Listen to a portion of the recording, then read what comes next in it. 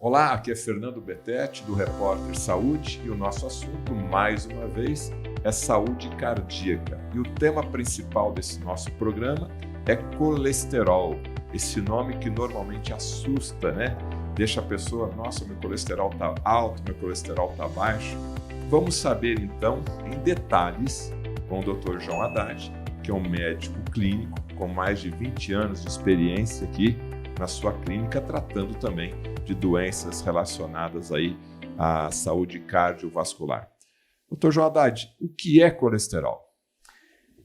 Em primeiro lugar, a gente tem que saber o seguinte, que o colesterol, ele é um elemento essencial a todas as células do corpo. Todas as células do nosso corpo produzem próprio colesterol, para a gente entender como o colesterol é importante. Não é mais o mito do colesterol, que o colesterol faz mal, ele já caiu por terra há muito tempo. E isso nós estamos vendo aí, informações aí abundantes em todos os lugares. Como nós, na outra entrevista nós falamos sobre o Dr. Sinatra, né, que é um dos maiores cardiologistas do mundo, e diz que o colesterol não faz mal, como o Dr. Michael Morgan, né, também disse que o colesterol não faz mal, é um dos maiores cardiologistas do mundo. Então, o colesterol, ele que forma todos os nossos hormônios esteroides do corpo. E formando todos os hormônios esteroides do corpo, é assim, quando você tem uma alteração de colesterol aumentado no organismo, você tem que desconfiar ou da alimentação, você está comendo muito carboidrato, porque o colesterol vem do carboidrato, ele não vem da gordura, e esse colesterol pode estar alterado por alguma alteração hormonal, algum órgão hormonal do nosso corpo, alguma glândula não está trabalhando direito. Então, lembrando, o colesterol é essencial. E nós fazermos o bloqueio do colesterol, simplesmente baixar o colesterol, dar uma enzima, que é um bloqueio de uma enzima, fazer esse bloqueio lá no fígado para baixar o colesterol, nós não estaremos tratando a causa do colesterol, a causa por que ele está aumentado. Se ele está aumentado, é como se fosse a gente chama de biomarcador. Ele está nos avisando que tem alguma coisa alterada.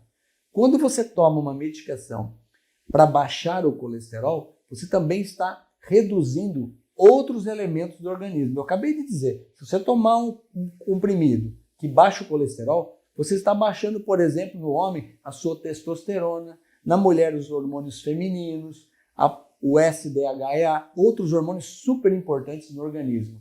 Então, nós estamos prejudicando esses hormônios esteroides.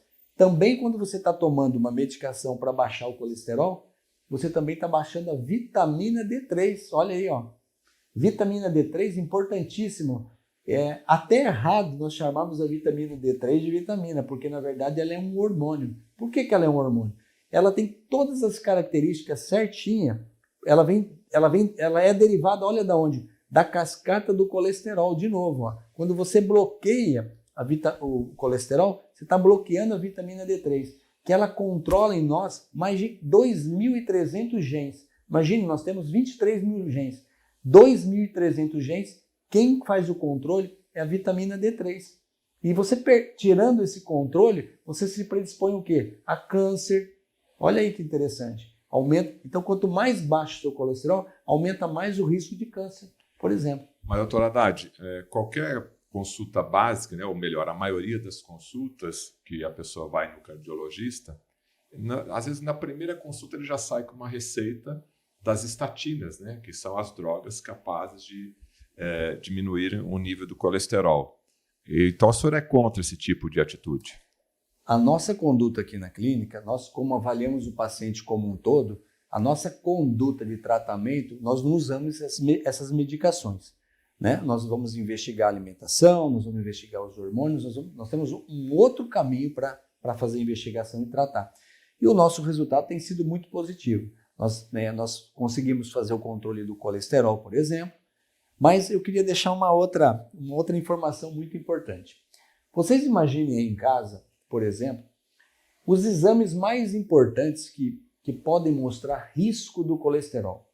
Você imagine 14 exames importantes. O colesterol, ele ficava entre os últimos, entre o 12º e o 14º, como risco cardiovascular.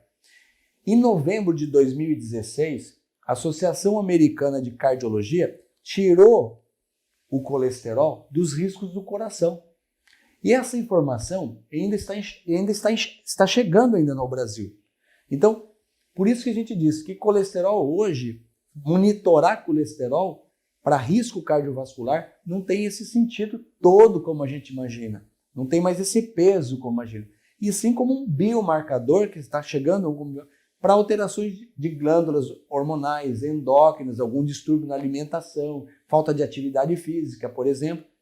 Ele só é um biomarcador. Olha, teu colesterol está aumentado. Vamos ver se tem algum órgão hormonal, alguma coisa que tem que ser tratado, né?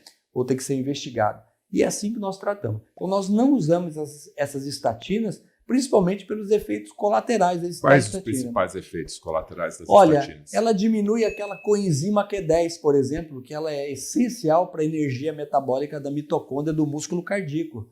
Por exemplo, ela faz a depressão da coenzima Q10. Esse é um dos efeitos colaterais. O outro é baixar o hormônio vitamina D, que eu falei. Então você fica predisposto a câncer. Pacientes idosos que usam estatina, que baixam muito o seu colesterol por um período longo de tempo, aumenta mais o risco, por exemplo, de câncer. Dores musculares, dores nas articulações também pode ser efeito colateral do uso constante da estatina? Exatamente, por causa justamente da coenzima Q10. Quando ela aumenta as dores musculares, dores nas pernas, fraqueza, fadiga, o coração vai batendo com menos força de contração. Então, ao longo do tempo, o efeito colateral é prejudicial. Por isso, não se bloqueia uma enzima por longo prazo. Se for fazer um bloqueio da enzima, é por um período curto de prazo, mas não resolve o problema de causa. A causa não foi resolvida. Esse é o problema. Bom, para a gente finalizar aqui, doutora Haddad, qual a dica, a orientação em termos de mudança, principalmente do hábito alimentar, que poderia ajudar numa taxa de colesterol mais sadia? Primeiro, atividade física. Segundo, se hidratar, tomar muita água, pelo menos 2 litros de água por dia, uma boa água, uma água de preferência imantada e alcalina.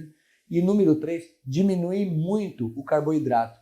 Não precisa ter restrição com a salada, com a alimentação. Frutas esporádicas e da época de preferência. E diminuir bastante o carboidrato. Então, sempre o tal do low carb, baixo o carboidrato bastante. Então, olha lá, atividade física, hidratação, alimentação, saladas e frutas e diminuir muito o carboidrato. E procurar seu médico para sempre investigar para ver se não tem mais alguma alteração no metabolismo da pessoa. Mas quando o senhor fala para diminuir a ingestão de carboidratos, consequentemente a pessoa vai comer mais carne. O excesso de carne não aumenta a ferritina, ácido úrico, não vai causar um outro tipo de problema? Não é assim, né? Quando a gente fala em aumentar a carne, a gente tem que também usar... Nós estamos entrando em outro assunto agora, mas assim, a carne de peixe, você pode comer 2 ou 3 vezes por semana. A carne branca, a carne, por exemplo, o frango, peito de frango, você pode comer 2 vezes na semana. E a quantidade de carne vermelha também é interessante. Diminuir a quantidade de carne vermelha ou a ingesta, a quantidade, por exemplo, 150 a 200 gramas de carne, 1, 2, 3 vezes por semana, estaria de bom peso. E queimar caloria, quer dizer, fazer atividade física. Muitas pessoas fazem todo o controle.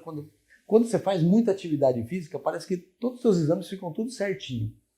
Porque justamente ela consome esse ferro que você está usando, né? Ferro. O duro é quando você ingere muita carne vermelha, aumenta muito a ferritina e não tem saída esse ferro. Fica vida sedentária, isso Exatamente. não serve. E se subir essa ferritina, aumenta o risco de infarto cardíaco também. Lembrando, ferritina muitas vezes alta significa muitas vezes processo inflamatório no sangue. E isso é perigoso, muito perigoso. Conversamos aqui com o Dr. João Haddad, mais uma vez, com dicas, com informações para que você tenha uma vida mais saudável, principalmente no seu coração. Eu quero dar um recado para você, profissional da área da saúde.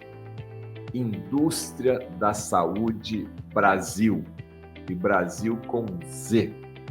Você que é profissional da área da saúde ou quer se tornar um profissional da área da saúde, essa é a instituição que vai te ajudar a conquistar um espaço nesse seleto mercado.